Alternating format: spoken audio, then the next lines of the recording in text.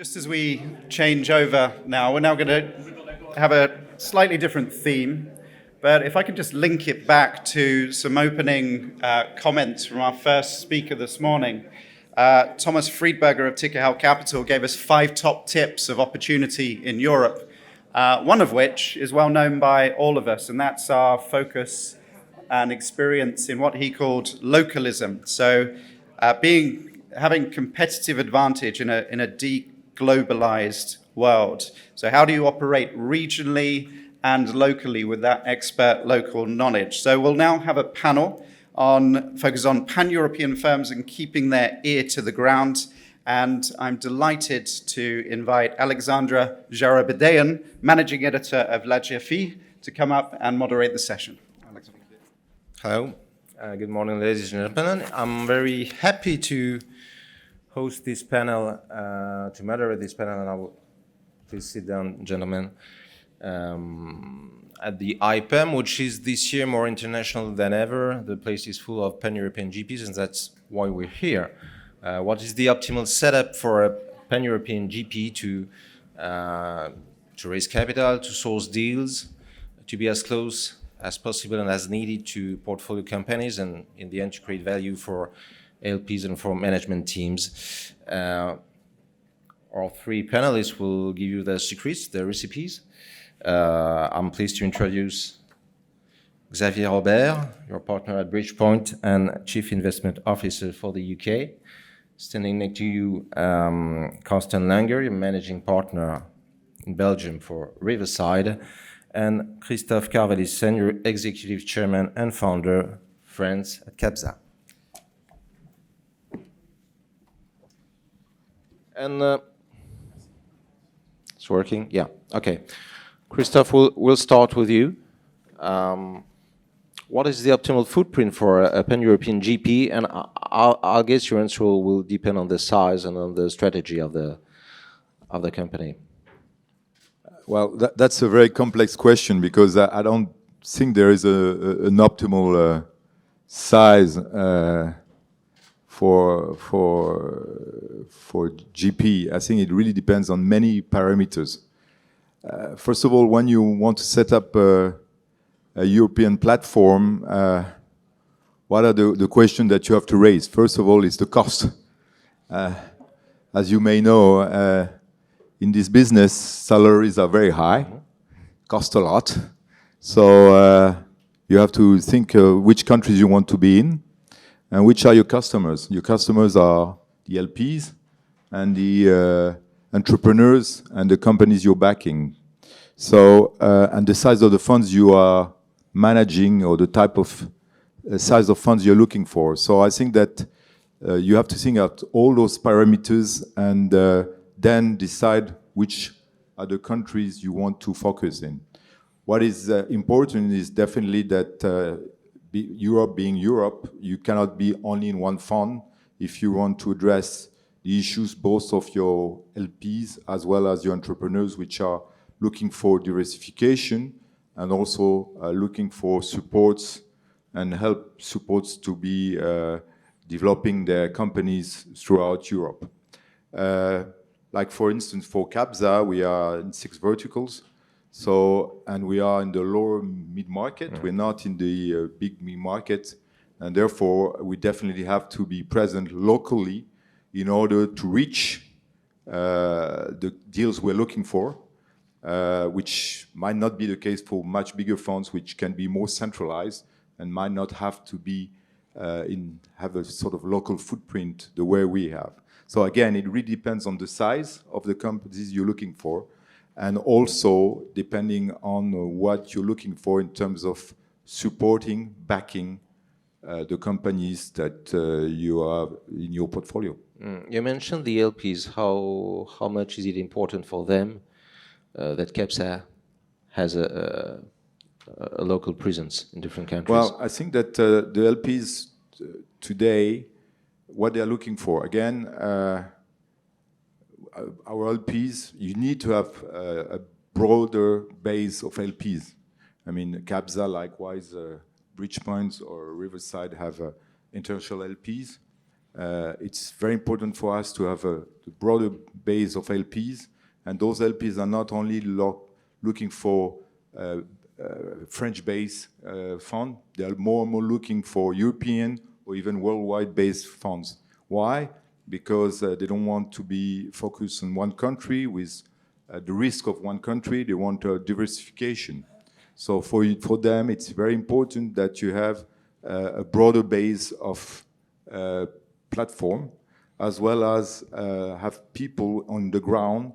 And therefore, for instance, at CABSA, we have investor relation based on the local countries in which we are. In fact, we have a investor relation in Italy, in Spain, in France, in Germany, and even in the Nordics, even though our friend in the Nordics is currently based in Italy. But that's a bit odd. But it's very important to have people based in the ground, because as I always says, even though it's a global business, you have to think local and act global, like a consumer brand. What about the management teams and the companies you deal with? How much is it important for them that you have a pan-European footprint? I think it's paramount. I mean, you know, when I started with Xavier 25 years, I mean, I'm a bit older than him. He's a very young guy.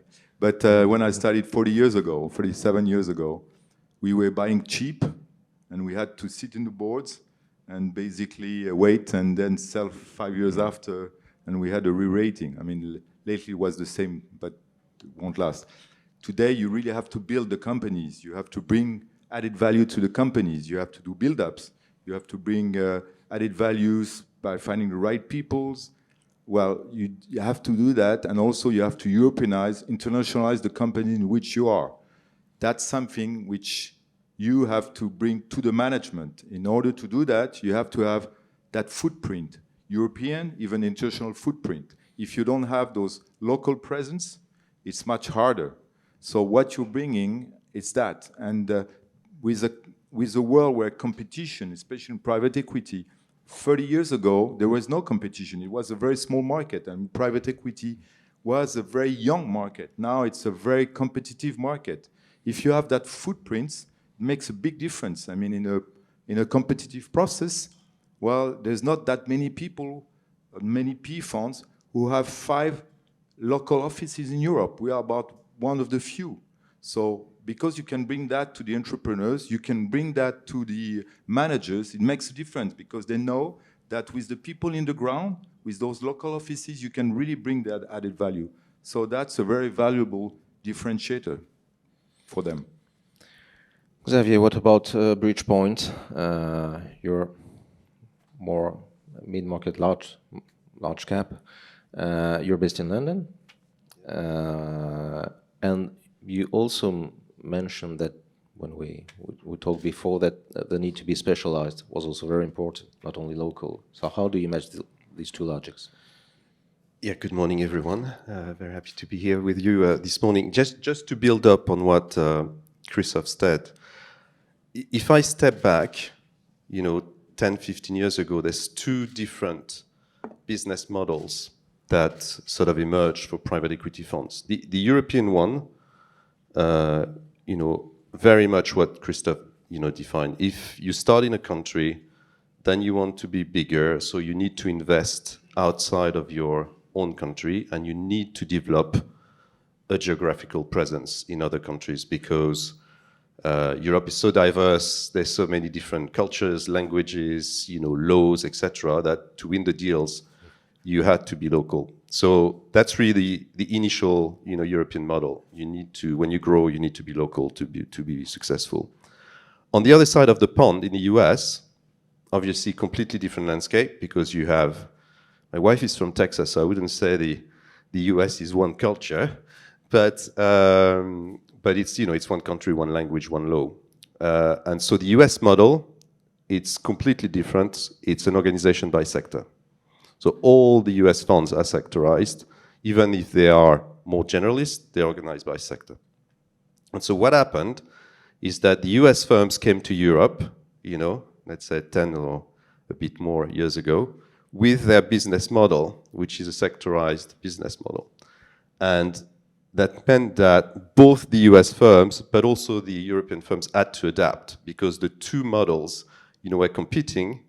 And when you were just with a local model, you were sometimes struggling because you didn't have the expertise. But at the same time, I was talking to some of the large US funds.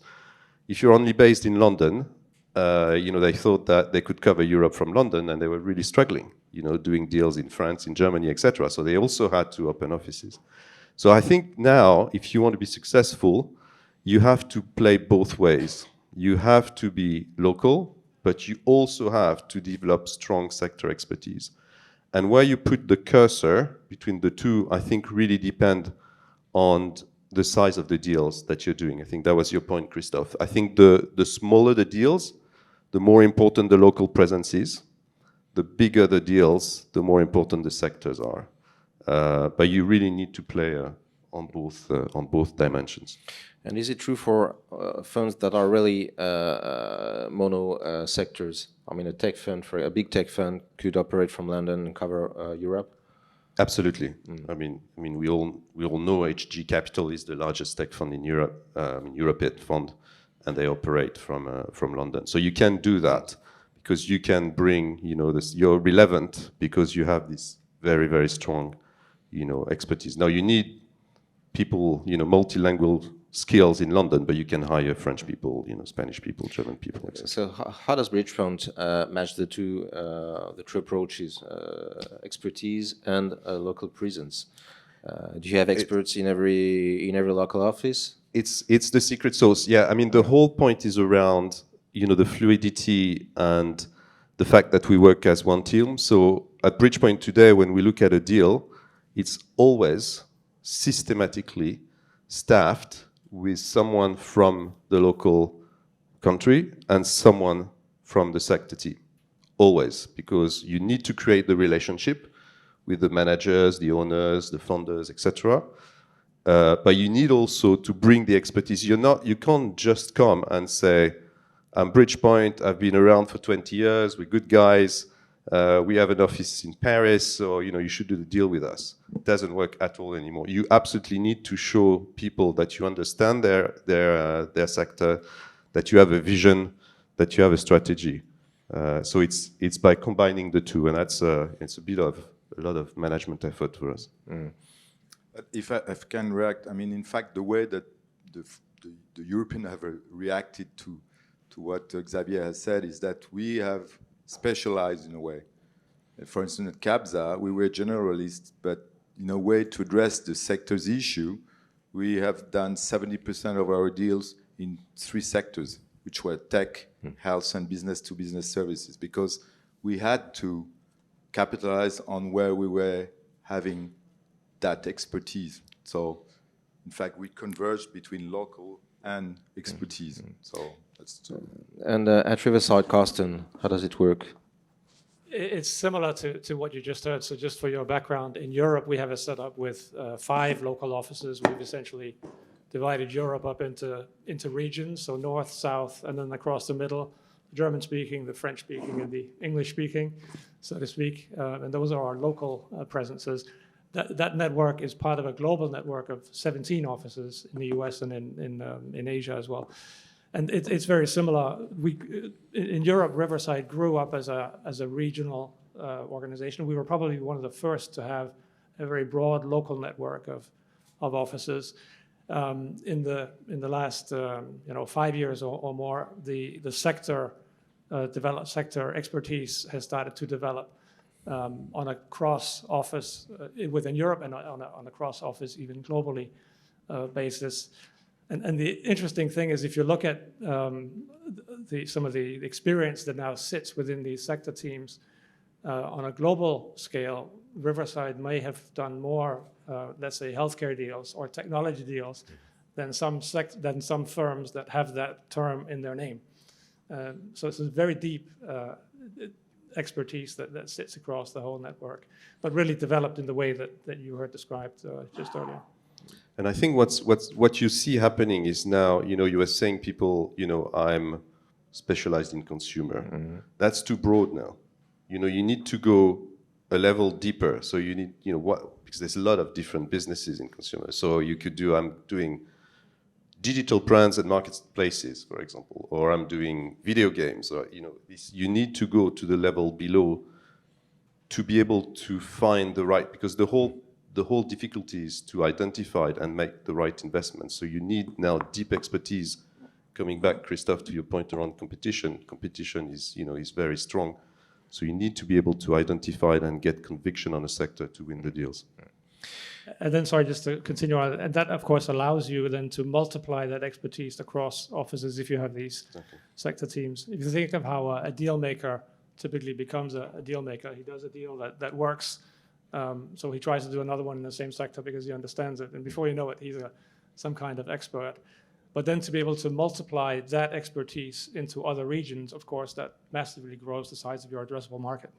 And your expert teams are located everywhere, not only in a single office? Yeah, so we combine local leadership and ownership of a sector in our organization. I know that some others have different teams locally and centrally, but we combine the leadership. Having all these local offices brings two difficulties. First is to hire the good people, and second is to bring all those different teams and cultures together. So how do you do? Xavier. Do you want me to take it? Yeah. Yeah. Yeah, I mean, this is absolutely crucial because you want one culture in your firm. You don't want to have silos. And so this is probably one of the most important things, in the senior management team of Bridgepoint, what we're trying to do is create this one team, approach. So we do a number of things. Everybody that's joined the firm needs to, what we call rotate. So needs to spend at least 6 months, if not 12, in another office.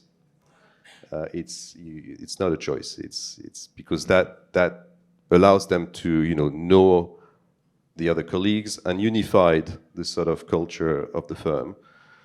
Your point, it's the same within the sector teams. They're not all based in one country. They're spread across all the offices, which gives multiple touch points and also disseminate the knowledge within the different offices, which is important. And then, as I said, we're staffing people together, at a completely European / we've got also offices in the US, so, US level. I follow what Xavier said. It's the crucial point for me. It takes a lot of time. It's the very complicated thing because every country has a different mindset.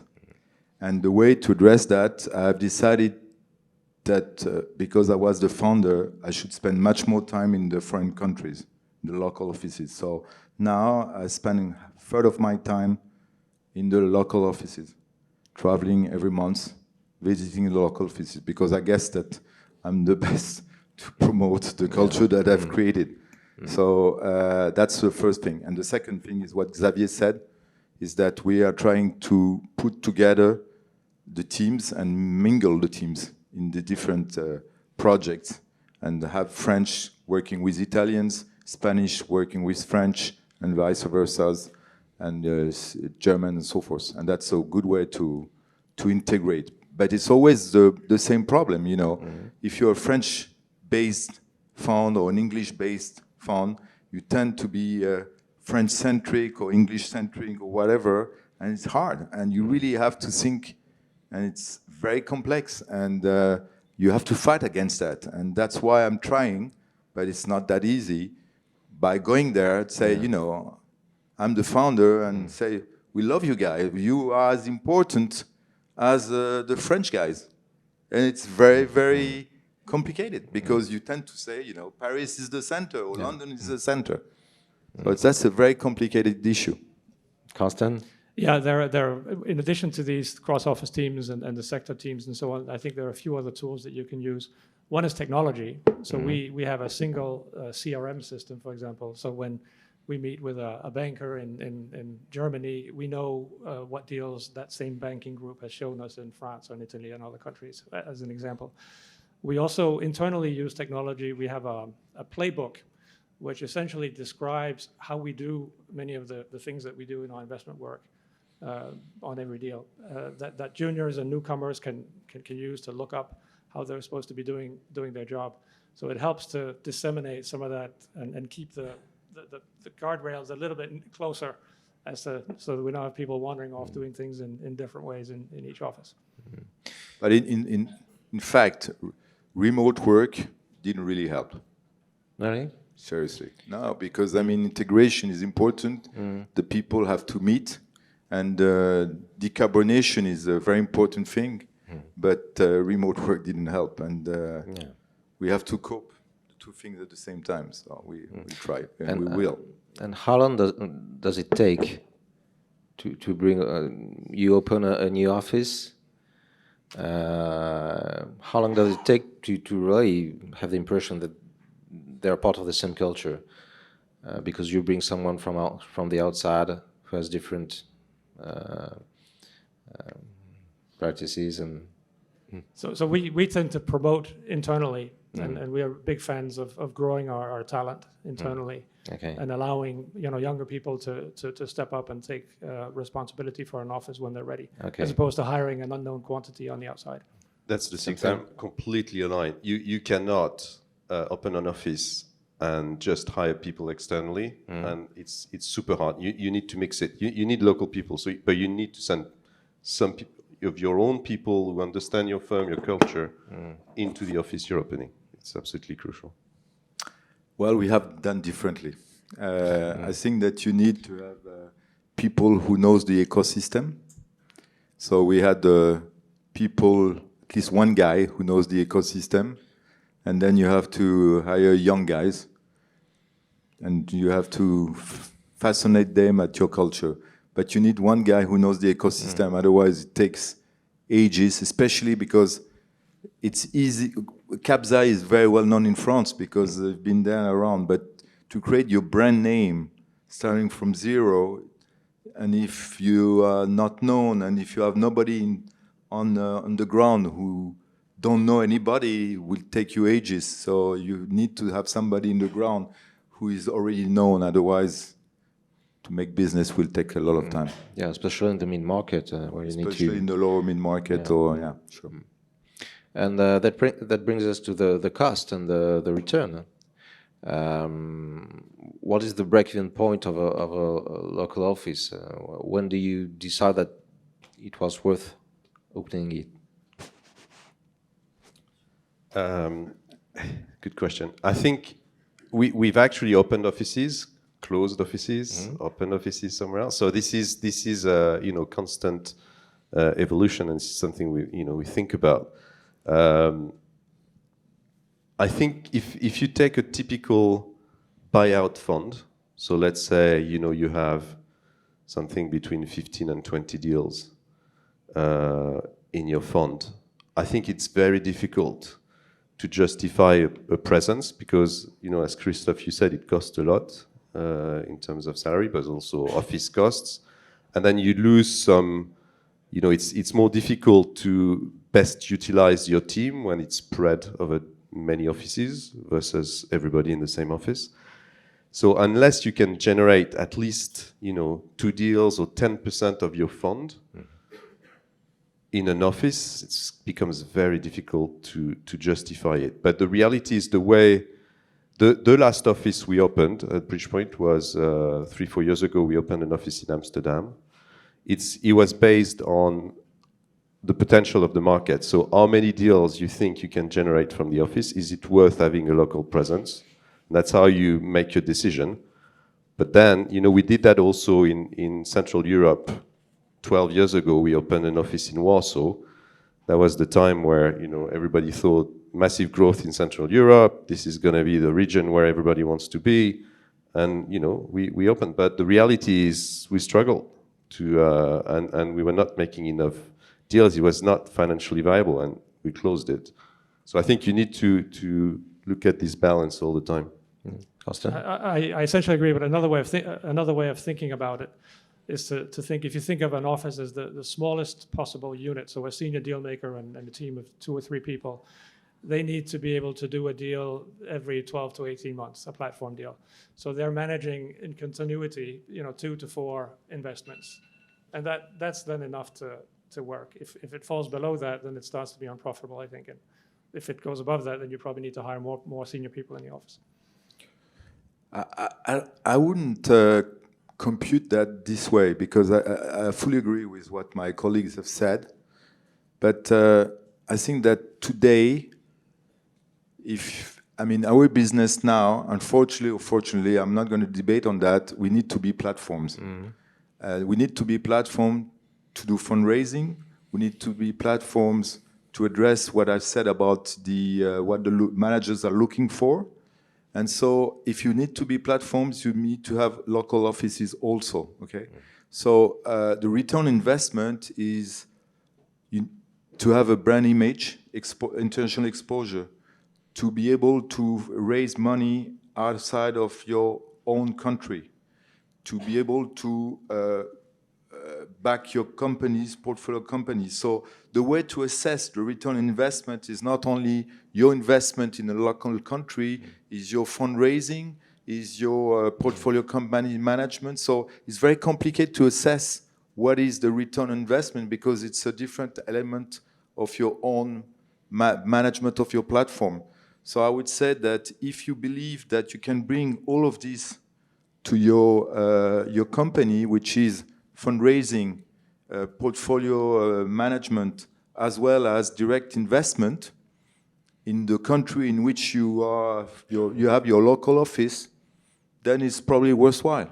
And if it brings also a good brand, a good image to your brand in terms of visibility for your company, and it's the whole thing which makes worthwhile. And if the market is a good market, then yes, you should be in this market. Okay. I don't think we have time for a question. No. So thank you very much, gentlemen. Thank you. Thank you. Thank you. Thank you, Thank you. Alexandre.